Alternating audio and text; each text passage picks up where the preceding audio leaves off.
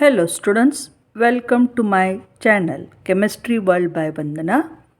Here, chapter number 2, 12th standard chemistry, chapter name Solution, part 3. Now here for application of Henry's law, they have given the three mostly applications. First application is here to increase the solubility of carbon dioxide in soft drink, soda water bottles are sealed under high pressure. We know that whenever we are purchasing the cold drink bottles from that one shop, we find that here CO2 gas is just at a high pressure. It is just fill up in dissolve in that water, in that one liquid of the cold drink, and when we have just opened the lid, we find that the gas is come out, right? So here whatever the gas, carbon dioxide is here in the cold drinks, and its solubility is just increase, and that is with the help of that high pressure. हम जब cold drink की bottle लेते हैं तो उसमें जो हमारा carbon dioxide gas होता है वो हाई प्रेशर के अंदर उसको भरा गया होता है उस सोडा बॉटल में. और ये पहला एप्लीकेशन हुआ. Now the second one is they have given that one. It is very interesting example application they have given कि भाई डीप सी ड्राइवर्स जो होते हैं, we find that they carry compress air for breathing under water, जिसको scuba बोला जाता है, कि जो समुंदर की गहराई में जाके वहाँ पे मतलब नीचे जाके वहाँ पे अलग अलग उनका जो रिसर्च होता है, तो उनके साथ आपको पता ही कि डिजॉल्व ऑक्सीजन पहले ही बहुत कम है, और इसीलिए नेचुरली उनको अपने साथ जो ब्रीथिंग गैस ले जाना पड़ता है. उस ब्रीथिंग गैस में कॉम्प्रेस एयर के साथ क्या होता है कि नाइट्रोजन गैस और ऑक्सीजन गैस, ये दोनों चीज़ें उसमें भरी होती है. और अंडर द सी वाटर बहुत हाई प्रेशर होता है. हमें पता ही है, जैसे हम अर्थ के ऊपर ऊपर जैसे जाते हैं तो प्रेशर लो होता जाता है, और जैसे नीचे जाते हैं तो प्रेशर हाई होता है.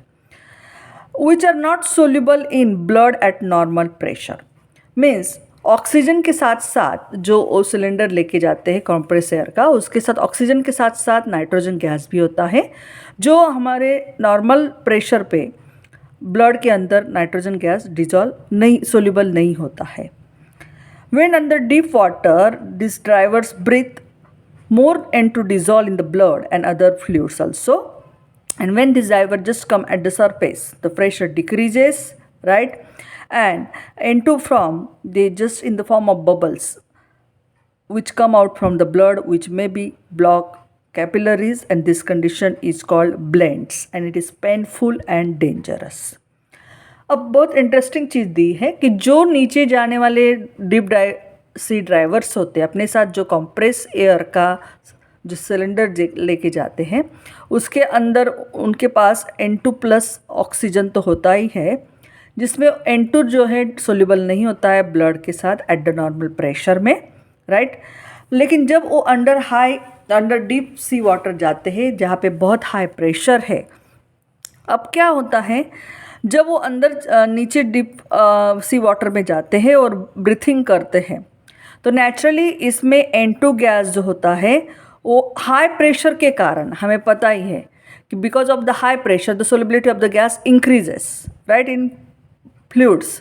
तो यहाँ पे अंडर हाई प्रेशर की वजह से वो N2 जो नॉर्मल प्रेशर पे डिजॉल्व नहीं हो रहा था ब्लड में, लेकिन हाई प्रेशर के अंदर वो डिजॉल्व हो जाता है हमारे ब्लड के अंदर और दूसरे जो बॉडी के अंदर फ्लूइड है उसके साथ भी. अब यही ड्राइवर जब सरफेस पे आता है, डीप सी से ऊपर आ जाता है सरफेस पे, तो नेचुरली वो उसका प्रेशर डिक्रीज होता है, राइट, नॉर्मल प्रेशर पे आ जाता है. And when the pressure decreases, तो हमें पता है सोल्युबिलिटी डिक्रीज हो जाएगी. तो नेचुरली जो N2 गैस हमारे ब्लड के अंदर डिजॉल्व हुआ है, जैसे ही ड्राइवर ऊपर आएगा और ऊपर आके उसका प्रेशर डिक्रीज हो जाता है, तो डिजॉल्व जो N2 गैस है, it also just come out from the bloods, and इसकी वजह से वो वहाँ पे बबल्स प्रोड्यूस होते हैं। जब वो बाहर निकल जाता है तो बबल्स प्रोड्यूस होते हैं, जिसकी वजह से कैपिलरीज ब्लॉक हो सकती है, जिसको ब्लेंड इस कंडीशन को बोला जाता है। और वो बहुत पेनफुल भी होती है और डेंजरस भी होती है, उससे कभी मौत भी हो सकती है उस ड्राइवर की, राइट। तो इस सभी चीज़ों को अवॉइड करने के लिए अब क्या होता है, ड्राइवर जो अभी जो कंप्रेस एयर का यूज़ करते हैं, राइट, अपने साथ जो लेके जाते हैं सिलेंडर, उस कंप्रेस एयर के साथ अब यहाँ पे हेलियम गैस भी भरा जाता है। There is a helium gas also. ये सब चीज़ें अवॉइड करने के साथ वहाँ पे they are using just air diluted with helium gas. अब हेलियम गैस उसके साथ डाइल्यूट है, ऐसा वाला अभी compress air N2+ O2+ helium, तीनों चीज़ें अब इसमें होती है। हेलियम लगभग 11.7% होता है, N2 gas 56.2% and oxygen gas is there 32.1%. Now what happened? Why they have taken the helium gas? It is very simple. Helium size is smaller and its solubility is also less. Helium solubility in blood is less than N2 gas. Its size is also small and its solubility less in blood than nitrogen gas. So whenever drivers just go deep sea with the compressed air cylinder having N2+ O2+ helium, what will happen? N2 it passes through the cell wall and excess O2 dissolve in blood, used for metabolism and does not create blend condition. Now here the whatever that one N2+ O2+ helium is there, but helium is not having very lower solubility in that one blood when they go in the deep sea. So here the percentage of N2 is now decreased naturally. Because of that decreased percentage, we find that whenever they are just coming at the surface, right, here whenever pressure is decreased, naturally when N2 comes out, right, but that having not that much bubbles produced in the blood as compared to whenever there is only N2 and O2. Now here the percentage of nitrogen is decreased because helium has also taken 12% mostly from that one. So here it find that, and whatever the O2 is dissolved excess, that will be just used for metabolism and there is no condition of the blend. So this is the application of Henry's law. And now they have given the third application here. At the high altitude, we know that at the high altitude the partial pressure of oxygen is less than that of the ground level. We have the three conditions. At the ground level, at the sea level, we know that one. At the normal, we find normal atmospheric pressure is there, but deep in the sea the pressure is very high, right, and at a very high altitudes the partial pressure of oxygen is very less than that of the ground level. Now what happen? This results low concentration of O2 in blood and tissues of the people living there, that make climber to become a weak and unable to think clearly. Now the peoples which are just they are the peoples they are living at the high altitudes, right, hilly area, we can say that they find that they got the lower concentration of oxygen for the breathing process. And what will happen whenever they just are having their life there and they so many years when they spend there, but they find that in their blood tissues these people's having a very low concentration of O2, and naturally that make the person weak and they have not having that much thinking power clearly, and this condition is known as anoxia. अब जो high altitude पे रहने वाले लोग होते हैं वहाँ पे आपको पता ही कि पार्शियल प्रेशर जिसे ऊपर जाते हैं हम तैसे वैसे पार्शियल प्रेशर ऑक्सीजन का लो होता जाता है ग्राउंड लेवल की कंडीशन पे। इसलिए यहाँ पे क्या होता है कि वहाँ पे रहने वाले जो लोग होते हैं उनके ब्लड में low concentration of O2 and होता ही है। इसकी वजह से उन लोगों की हेल्थ भी इतनी स्ट्रांग नहीं होती, वो वीक होते हैं, और उसी तरह से उनका जो मेंटल कंडीशन पे IQ होता है, मतलब उनकी थिंकिंग पावर भी इतनी क्लियर नहीं होती है। उस कंडीशन को बोला जाता है anoxia. So these are the three applications of Henry's law. Now next part I would like to just explain you. That one is about the vapor pressure of liquid solution. Now what are the vapor pressure of liquid solution? That I would like to explain you one by one. What is meaning by vapor pressure? The word itself tells us what is the vapor pressure. The pressure created by the vapor is known as vapor pressure simply. So what happened? The pressure exerted by the vapors above the liquid surface in equilibrium with the liquid at the given temperature is called vapor pressure. Very simple.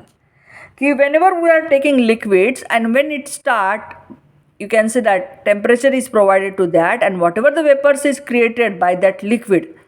Now these vapors are just lighter than that liquids. Naturally they are above the liquid and they are creating pressures on that liquid, and when these pressures are in equilibrium with the liquid at a given temperature, we call it vapor pressure.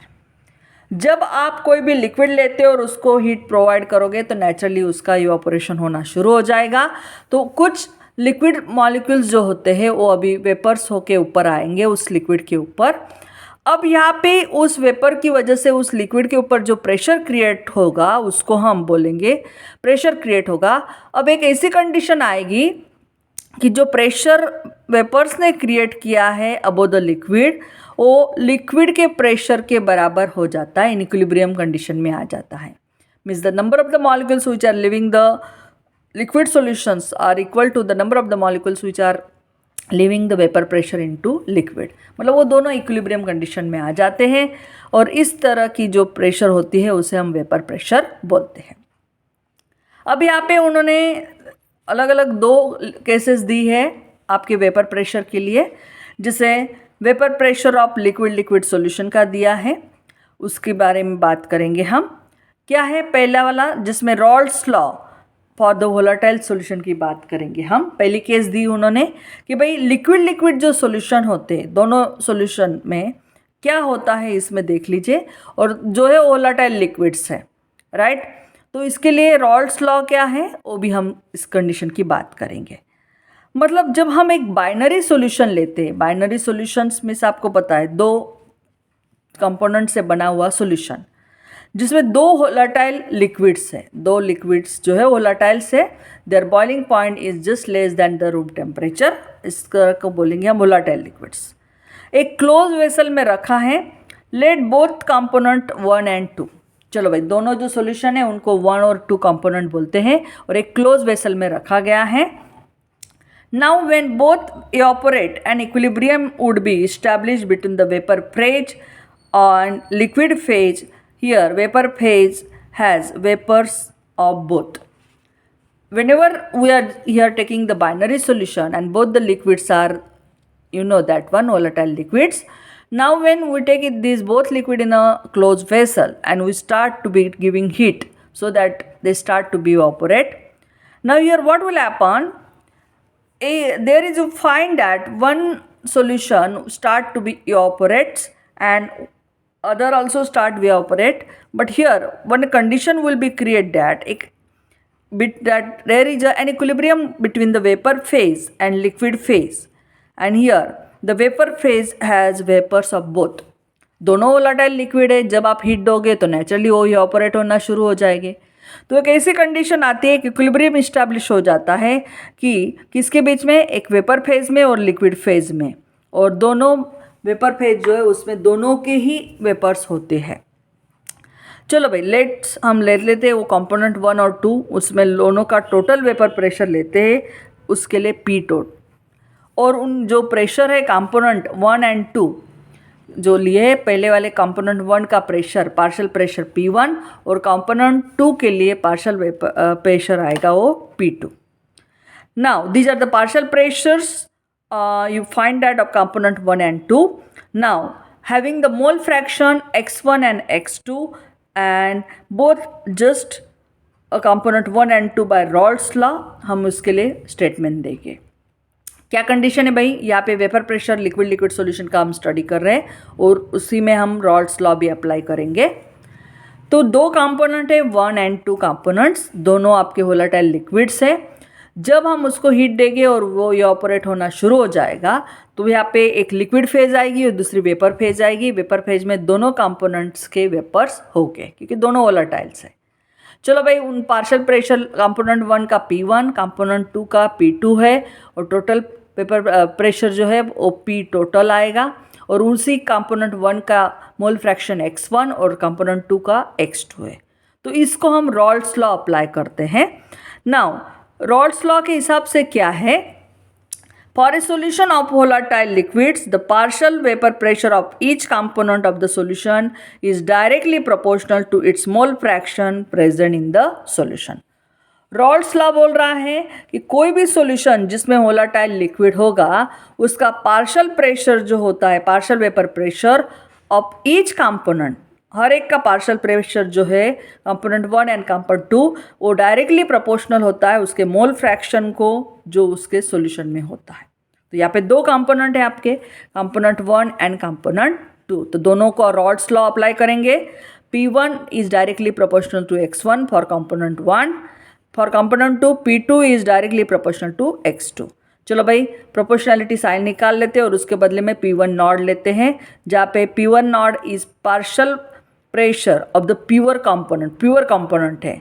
और P1 जो है वो vapour pressure है, हमारा partial vapour pressure है, लेकिन वो किसका, कंपोनेंट 1 का इन द सॉल्यूशन में है, राइट। जबकि यहाँ पे P2 is equal to P2 naught x2 लेते हैं, जो P2 नॉट फिर से आया vapour pressure of the pure component 2। चलो भाई, Dalton's law of partial pressure कहता है कि P टोटल बराबर P1 प्लस P2, दोनों का टोटल प्रेशर ले लेंगे तो P टोटल आ जाएगा। तो इस हिसाब से दो चीज़ें हमने, एक रॉल्स लॉ अप्लाई किया और एक हमने डाल्टन्स टोटल प्रेशर का इक्वेशन निकाला। तो अब यहाँ पे हम क्या करते हैं, P टोटल बराबर, इस इक्वेशन को थोड़ा सा देख लीजिए, हम यहाँ पे P1 की वैल्यू डालेंगे जो रॉल्स लॉ से हमने निकाली है, P1 naught x1 plus P2 की वैल्यू निकालते हैं P2 नॉट x2।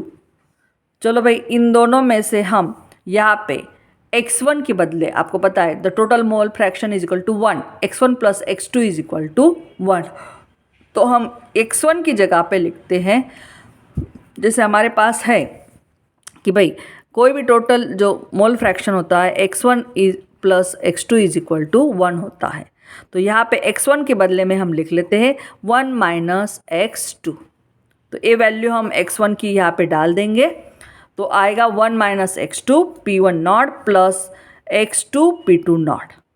तो चलो भाई, इस P1 को अंदर मल्टीप्लाई करो, P1 naught minus P1 not x2 plus x2 P2 not. यहाँ पे x2 आपके कॉमन है तो यहाँ पे निकाल लो, P1 नॉट वैसे के वैसा आएगा, फिर लेंगे P1 नॉट प्लस, यहाँ से देख लीजिए x2 निकल गया, यहाँ पे x2 आएगा तो P2 नॉट माइनस P1, ये हो गया हमारा total pressure. So depending on the vapour pressure of the pure component 1 and 2, the total pressure decreases और increases with the increase of mole fraction of the component 1। बिल्कुल simple है कि भाई आपका अगर इक्वेशन आप देखते हो तो आपको पता चल जाता है कि जो वेपर प्रेशर होता है प्योर कंपोनेंट 1 और 2 का, जो 1 और 2 है उनका, इट्स जस्ट इंक्रीजेस और decreases. The total vapour pressure जो है इंक्रीज या डिक्रीज होगा किसके ऊपर, with the increase of mole fraction of component 1। अब यहाँ पे कंपोनेंट 1 जो है आपका, उसके हिसाब से आपका होगा, मीन्स जो भी आपका टोटल वेपर प्रेशर है वो डिक्रीज होता है या इंक्रीज होता है, वो आपका किसके ऊपर है, with the increase of mole fraction of the component 1, इसके ऊपर है आपका। तो total vapour pressure over the solution just directly you can say varies linearly with the x2। यहाँ पे दिख रहा है आपको P टोटल और ये आपका x2 है, दोनों लीनियरली एक दूसरे, मतलब one is increases the other is also increases, so they varies linearly with x2। Total pressure over solution can be related to mole fraction. जो आपका टोटल वेपर प्रेशर है वो हम मोल फ्रैक्शन से रिलेट कर सकते हैं ऑफ एनी कंपोनेंट। कैसे? तो यहाँ पे देख लो, P total is equal to P2 naught plus P1 naught minus P2 naught x1। ये इक्वेशन हम लाए। कैसे लाए? तो उसका नीचे डेरिवेशन दिया है।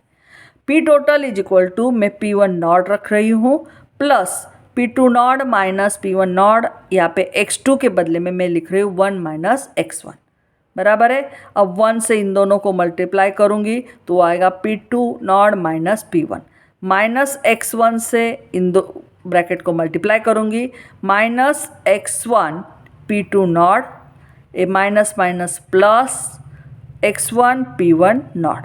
तो ये दोनों चीज़ें तो कैंसिल हो जाएगी क्योंकि ये माइनस प्लस है और यहाँ है आप P2 नॉट प्लस, यहाँ से कॉमन निकाल लो P1 naught minus P2 not और x1 आ गया। तो इस तरह से हमारे पास दो इक्वेशन आ गए, आप देख लो। तो इस तरह से on the vapour pressure of the pure component 1 and 2 the total vapour decreases और increases with rise of mole fraction of component 1। तो ये हो गया हमारा इस तरह से रॉल्ट्स लॉ और वेपर प्रेशर ऑफ लिक्विड। तो इस तरह से हमें ये चीज़ मिलने के बाद अब यहाँ पे उन्होंने एक ग्राफिकल एक एक्सप्लेनेशन दिया है इसी चीज़ का कि चलो भाई हम एक ग्राफ ड्रॉ करते हैं। Let us take a graph of, जब हम ग्राफ ड्रॉ करेंगे P1 या फिर P2 कोई भी वेपर प्रेशर ले लो, यहाँ पे P1 लो या P2 ले लो versus the mole fraction x1 and x2 for the solution बराबर है। अगर यहाँ पे P1 लेते हो तो नेचुरली यहाँ पे x1 लोगे, यहाँ पे P2 लेते हो तो यहाँ पे x2 लेंगे। जिस हिसाब से आप कोई भी ले सकते हो उस हिसाब का एक ग्राफ ड्रॉ करो तो एक लीनियर आपको क्या मिलेगा, प्लॉट इज शोन, एक लीनियर हमें मिलता है, राइट। अब यहाँ पे दो चीज़ें दिखाई, देख लीजिए, एक डॉट डॉट लाइन है और एक सॉलिड लाइन है। तो डॉट डॉट लाइन जो हमें बताती है the vapour pressure partial pressure of the two component versus composition. ये दोनों चीज़ें जो है ये पार्शियल वेपर प्रेशर बताती है दोनों कंपोनेंट 1 एंड 2 का, जबकि ये जो सॉलिड है पूरी दिख रही है सॉलिड है, ये बताती है the total vapour pressure versus composition. ये टोटल वेपर प्रेशर हमें ये बताती है। बहुत सिंपल कंडीशन है, मैं यहीं पे आपको बता देती हूँ। जब हम वेपर प्रेशर P1 लोगे यहाँ पे x1 लोगे या फिर P2 लोगे तो यहाँ पे x2 जो भी लोगे, जब हम स्टार्टिंग में mole fraction x1 is equal to 1 लेते हैं, राइट, और x2 इज इक्वल टू 0 लेते हैं, तो अब क्या चीज़ होती है थोड़ा देख लो पीछे, बहुत अच्छी तरह से एक्सप्लेन किया है उन्होंने। तो हम रॉड्स लॉ के हिसाब से इस चीज़ को एक्सप्लेन करेंगे। When P1 is equal to P1 naught x1, यहाँ पे Raoult's law P2 is equal to P2 naught x2। चलो दो कंडीशन यहाँ पे स्टडी करेंगे। जब हम x1 बराबर 1 लेंगे तो P1 इज इक्वल टू क्या हो जाएगा, P1 नॉट। तो देख लीजिए जब हम 1 लेते हैं x1 इज इक्वल टू 1 तो यहाँ पे जो P1 है वो P1 नॉट हो जाता है, आपको यहाँ पे पता चले। ये देख लीजिए जब x इज इक्वल टू यहाँ पे दिख रहा है आपको, मैं यहाँ पे बता देती हूँ। जब हम x1 इज इक्वल टू 1 लेते हैं तो देख लीजिए ये P1 है, एक्चुअली P1 लिया है हमने तो यहाँ पे P1 नॉट हो गया क्योंकि दोनों सेम हो गए।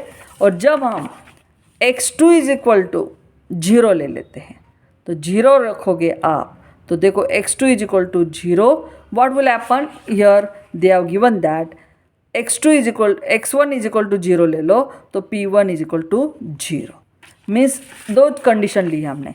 जब हम x1 इज इक्वल टू 1 लेते हैं तब हमारा x2 0 हो जाता है और P1 is equal to P1 not.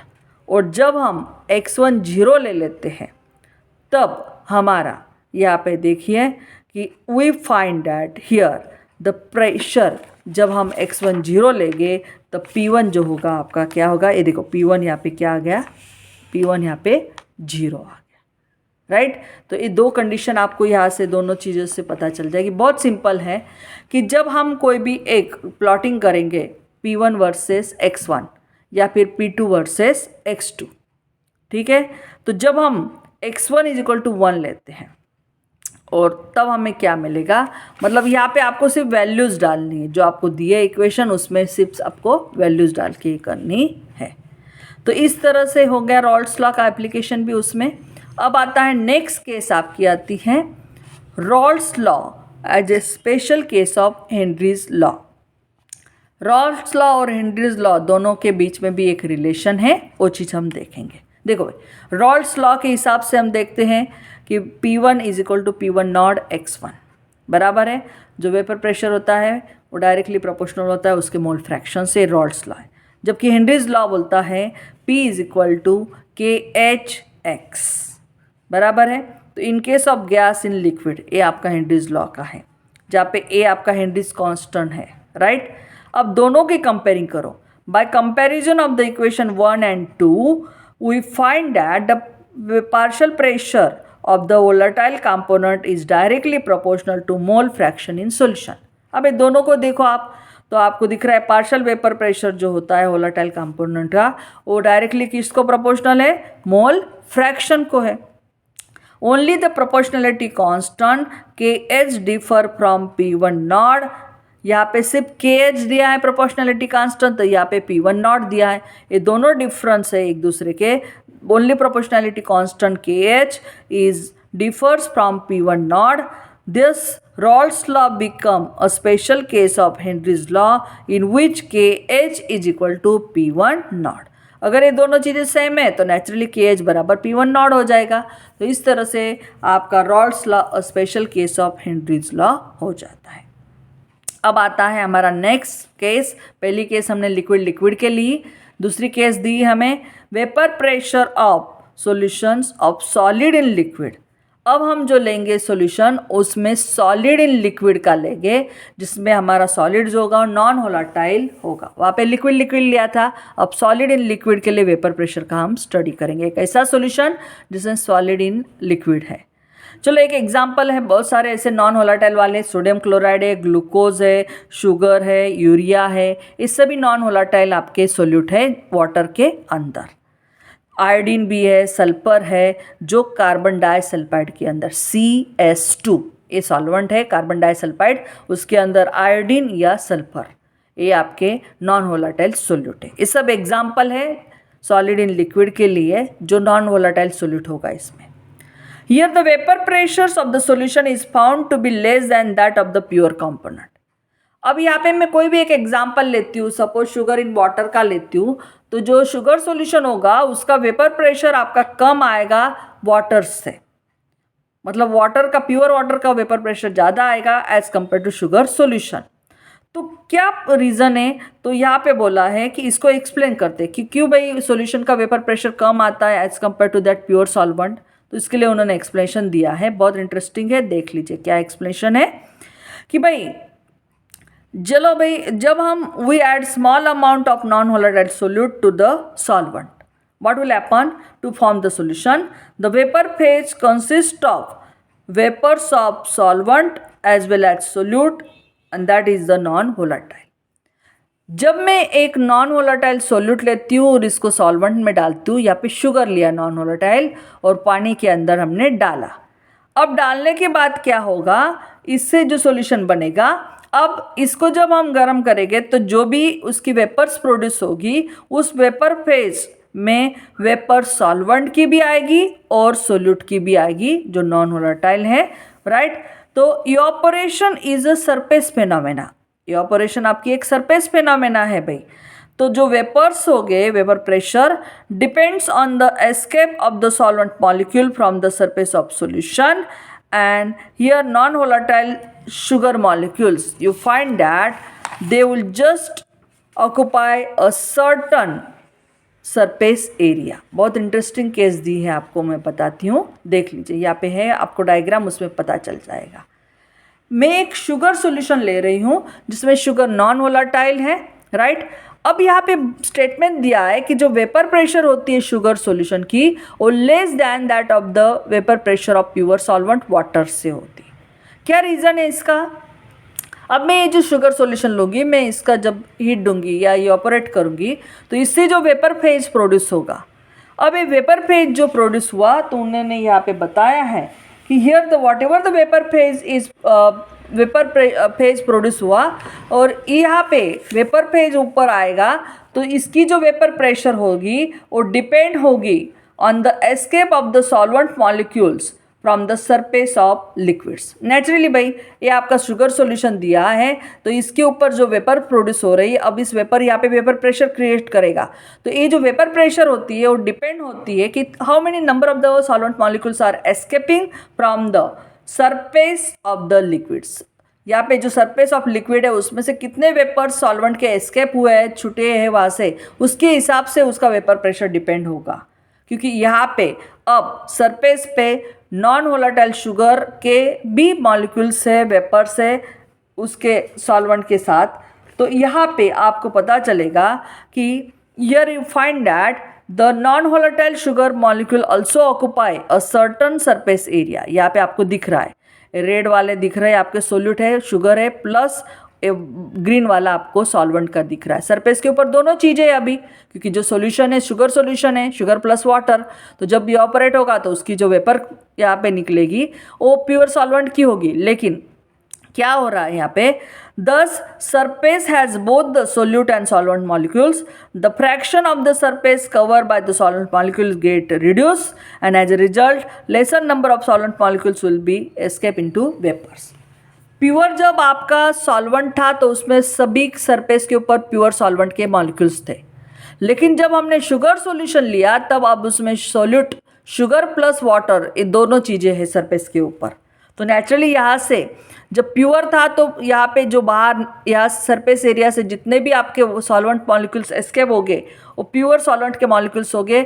और लेकिन अब जब हम शुगर सोल्यूट को इवोपरेट करोगे तो यहाँ पे जो वेपर्स मॉलिक्यूल्स यहाँ से एस्केप हो गए सरफेस में, अब वो कम हो जाएंगे एज कम्पेयर टू हियर, क्योंकि अब सरफेस के ऊपर सोल्यूट प्लस सॉल्वेंट हो गया है। इसीलिए आपका जो है solvent molecule get reduce here and as a result the यहाँ पे कम वेपर्स मॉलिक्यूल्स आएंगे, there are less number of the vapours of that solvent as compare to pure component. So vapour pressure of the solution is less than the vapour pressure of the pure solvent. एकदम easy है, इसीलिए vapour pressure जो solution का है वो कम होगा आपके pure solvent से। And the increase in concentration, यहाँ पे जैसे जैसे यहाँ से निकलेगा तो यहाँ पे कॉन्सेंट्रेशन शुगर का इंक्रीज होता जाएगा एंड इसकी वजह से वेपर प्रेशर सॉल्यूशन की कम होती जाएगी, क्योंकि सॉल्वेंट मॉलिक्यूल वहाँ से एस्केप हो रहे हैं, लेकिन यहाँ पे कॉन्सेंट्रेशन इंक्रीज हो रहा है शुगर सॉल्यूशन का और वेपर प्रेशर सॉल्यूशन की कम हो रही है।